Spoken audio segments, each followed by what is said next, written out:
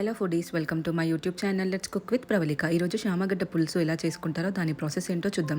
ముందుగా శామగడ్డల్ని ఒకసారి బాగా కడిగి దాన్ని కుక్కర్లోకి వేసుకొని ఒక గ్లాస్ వాటర్ని పోసి ఒక విజిల్ వచ్చేంత వరకు ఉడికించుకోవాలి. ఇక్కడ మరీ చాలా విజిల్స్ కాకుండా జస్ట్ ఒక విజిల్ మాత్రమే శామగడ్డల్ని ఉడికించుకోవాలి. ఇలా ఉడికిన తర్వాత కుక్కర్ కాస్త చల్లారిన తర్వాత విజిల్ తీసి చూస్తే ఆ శామగడ్డలు అనేవి చాలా బాగా ఉడికిపోతాయి.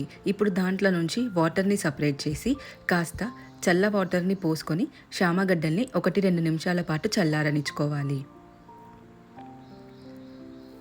ఇలా కాస్త చల్లారిన తర్వాత ఇప్పుడు వీటిని ఒక్కొక్కటిగా తీసుకొని దానిపైనున్న స్కిన్ అనేది పీల్ ఆఫ్ చేయాలి. ఇలా అన్ని శామగడ్డలు పీల్ ఆఫ్ చేసిన తర్వాత ఇలా చిన్న చిన్న ముక్కలుగా కట్ చేసుకొని పక్కన ఉంచుకోవాలి. ఇప్పుడు స్టవ్ ఆన్ చేసి ఒక బౌల్ పెట్టి దాంట్లో 3 to 4 టేబుల్ స్పూన్ ఆయిల్ని వేసి బాగా హీట్ అవ్వనివ్వాలి.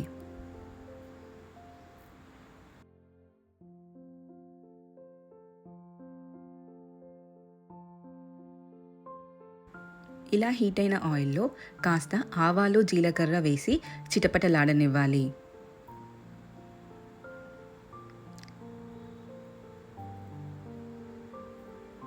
ఇప్పుడు దీంట్లోకి కాస్త శనగపప్పుని కూడా వేసి వేయించుకోవాలి.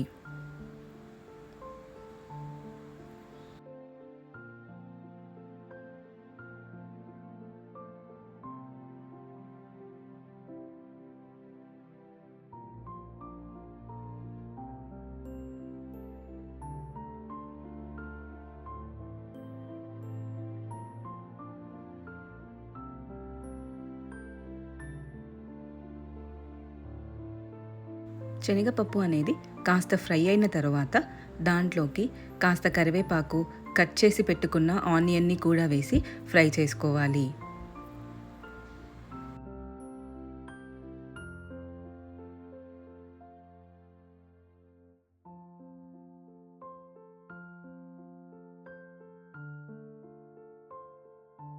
ఆనియన్ అనేది కాస్త ఫ్రై అయిన తర్వాత ఇప్పుడు దీంట్లోకి ముందుగా కట్ చేసి పెట్టుకున్న శామ దుంపల్ని కూడా వేసి కాస్త పసుపు, ఒక 1/2 టేబుల్ స్పూన్ ధనియా పౌడర్,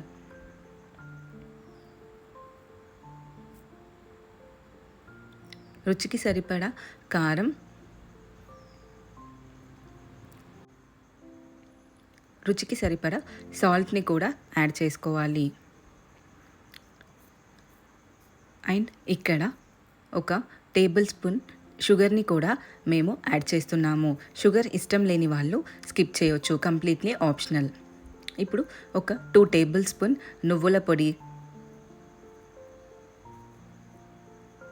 కాస్త జీలకర్ర పొడి వేసి ఒకసారి బాగా కలుపుకోవాలి. ఇలా ఒకసారి బాగా కలిపిన తర్వాత దీంట్లోకి ముందుగా నానబెట్టి పెట్టుకున్న చింతపండు రసాన్ని కూడా వేసి ఒకసారి బాగా కలుపుకోవాలి.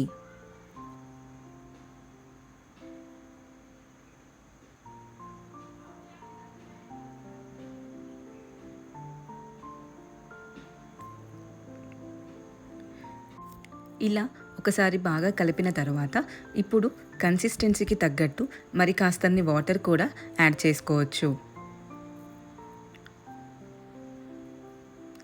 అలాగే దీంట్లోకి కాస్త కడిగి పెట్టుకున్న కొత్తిమీరని కూడా యాడ్ చేసుకొని కర్రీని బాగా బాయిల్ చేసుకోవాలి.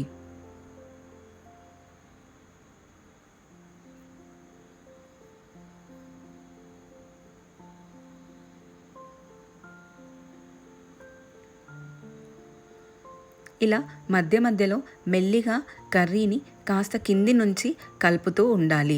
శామగడ్డలు అనేవి కాస్త మెత్తగా ఉండడం వలన బౌల్కి అంటుకపోయే ఛాన్సెస్ ఉంటుంది కనుక ఒకసారి ఇలా మధ్య మధ్యలో కలుపుతూ కర్రీని ఉడికించుకోవాలి. కర్రీ కాస్త దగ్గర పడిన తర్వాత ఇలా స్టవ్ ఒకసారి పెద్దగా చేసుకొని ఒక 5 మినిట్స్ పాటు ఉడికించుకొని స్టవ్ ఆఫ్ చేస్తే అంతే, ఎంతో టేస్టీ అయిన శామగడ్డ పులుసు రెడీ. ఇప్పుడు దీన్ని సర్వింగ్ బౌల్లోకి తీసుకొని రైస్తో కానీ చపాతీలోకి కానీ సర్వ్ చేసుకుంటే ఎంతో టేస్టీ అయిన శామగడ్డ పులుసు రెడీ.